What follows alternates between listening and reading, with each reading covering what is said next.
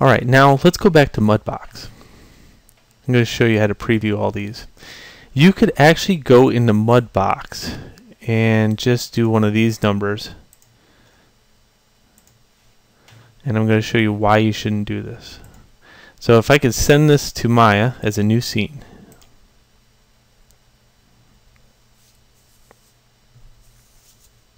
If you're going for game, it's going to give you all these maps. And they're going to be in some really harsh nodes. Okay, nodes that are too complex for game engines to understand. So you're not going to get a real kind of feel for the maps at all. It's going to look fantastic, but that doesn't mean it's going to look fantastic in game.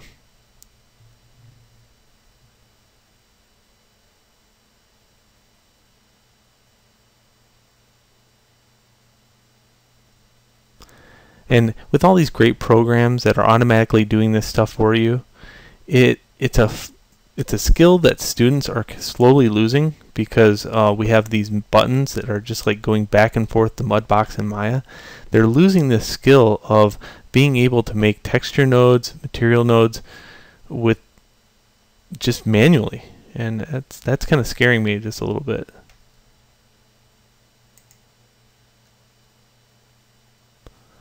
Okay, don't save. So it's going to bring it in. I can hit 6 on the keyboard, and there it is. And if I went into high quality rendering, there it is. That's pretty cool. It's got the specularity, it's got everything. Okay, now let's look at the mapping or the nodes on Hypershade.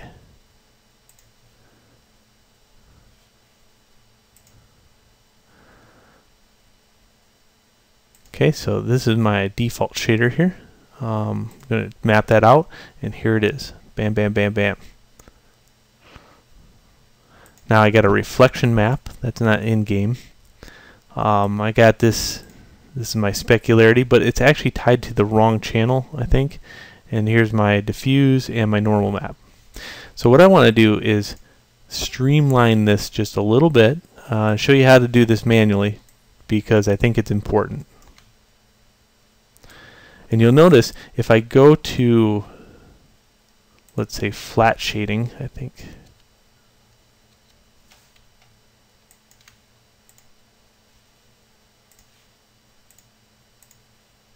There really is no detail here.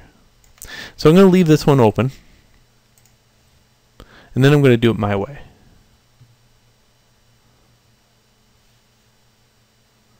And that starts here. The first thing I need to do is export my OBJ. So I'm going to go back to Sculpt, go to Object List, go down here, and I'll need to export this.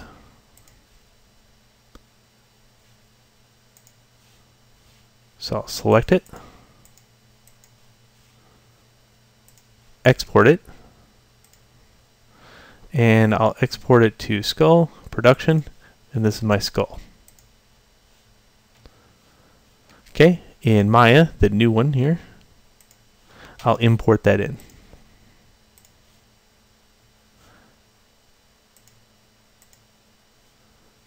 Again, Maya is one of those programs that you need to page out to your Dropbox.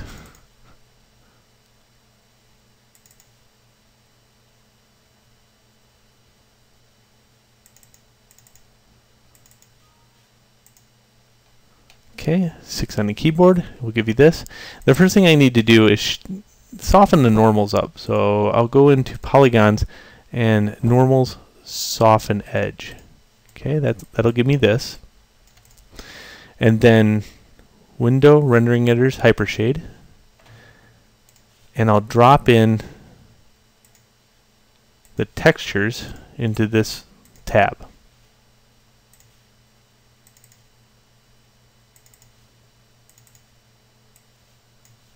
Here's my targas, TGAs, And I need real-time previews, so I'll just click, double-click, click, double-click, click, double-click. Now I need a new material. This one doesn't support specularity. I need a blend. And I'll middle mouse button click and drag this blend out, and you can see it's specular now. I'll switch over to Viewport 2.0 fully, because really that's kind of mimicking at the UDK as it is. So I got my normal map and my skull more game related.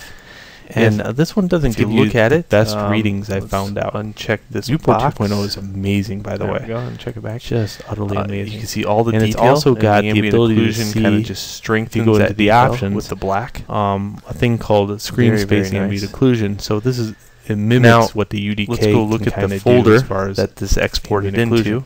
I'm going to leave that off right now because actually I burned in the Dropbox. Work in progress. So skull. here's middle my mouse normal button map click and drag this one over to default OCC map. or color. Good. I'm going to go to default. All right. So the next thing I want to my do color automatically looks pretty the next amazing. video is middle mouse button click and drag this one over the to addition of bump map. additional things like, let's say, And then surface noise for on the this. bump map, there's this How do we checkerboard one, dictate that and the surface checkerboard noise? one needs to How be do we turned to add tangent another spacing normal modes. map just in case you need it? Okay. Okay, so that's In most starting to look a cases, lot this better. would be pretty good. Now, what about the I like specularity? this. How to control that? But So again, middle mouse button, click and I drag want this to over plan for the to future and show you how specular to color. do that. I think it's very important. So we're going to go a little bit nuts and say, hey, what if the skull was made out of, let's say, a rust 3 little nodes or a let's look steel? at it, Okay. how clean What it is. happens then? So let's go on to the next video. So where we much can better. look at that I process. mean, I am missing the reflective map. That's okay.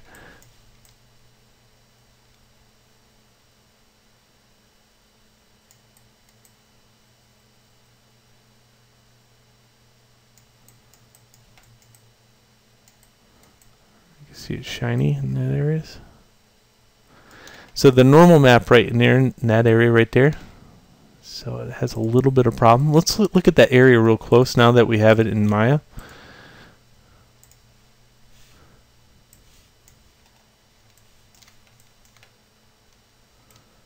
And see where it's coming from as far as how far is it burned down.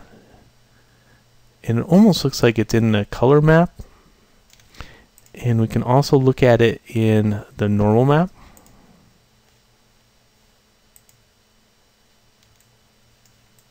So the normal map isn't showing it. This one is showing it pretty bad. The specularity is giving it off. So we'd have to repair that one. And then we can also see if it's just in the color map. So it's in the color map and the specularity channel. And that's the advantage of having all these maps available, because really we can go in and tweak and repair as needed. Things like this.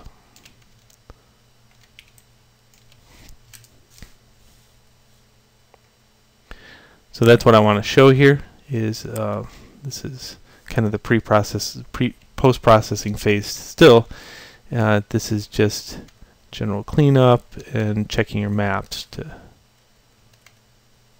So I'm just going to get rid of all those, and then go ahead and save that back. This is my spec.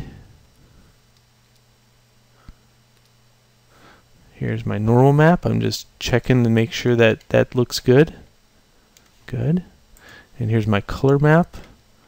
And I'll go in and I'm using that clone stamp tool and just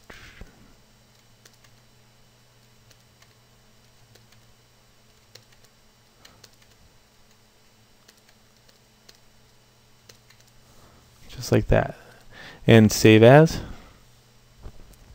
color map. Alright, let's go back to Maya and I'll show you how to update that. So I'm zoomed in that area. I'll go to object mode and click off something so you can see it up close. And I'll just right click on these and say reload image files. Since they're in a production folder, you're going to find that you can just see it right off the bat.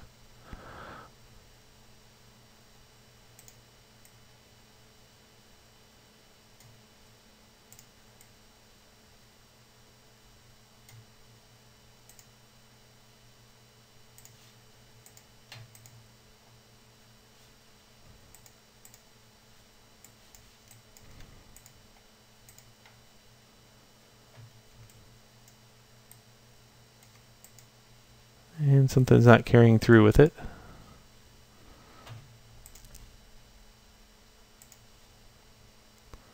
So again, check your maps. Okay. Color map's good. That one's good. This one's good. The rest is now UVs. So as long as your maps are reading okay, it's your UVs that are probably having a problem.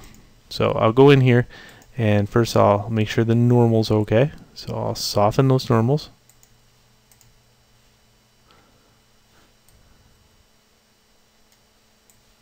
Grab the UVs in this area and kind of move them around a little bit. W on the keyboard to move those around. So I'm seeing that there might be some UVs that need to be stitched in this area. So that's what we're going to do. We're going to stitch these. Move and sew selected edges. Bam. So hopefully that shows. I'm glad that happened, because really I get to show the whole process of how to kind of debug things like that. But yeah, there we go. All repaired.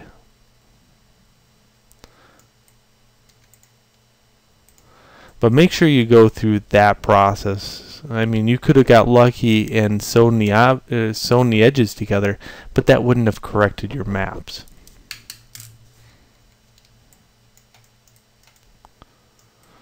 Alright, so that's the complete phase all the way through. That was for a single object. I might have to show you another video where we would do multiple objects like the other studies. But for right now, I hope this helps. Enjoy.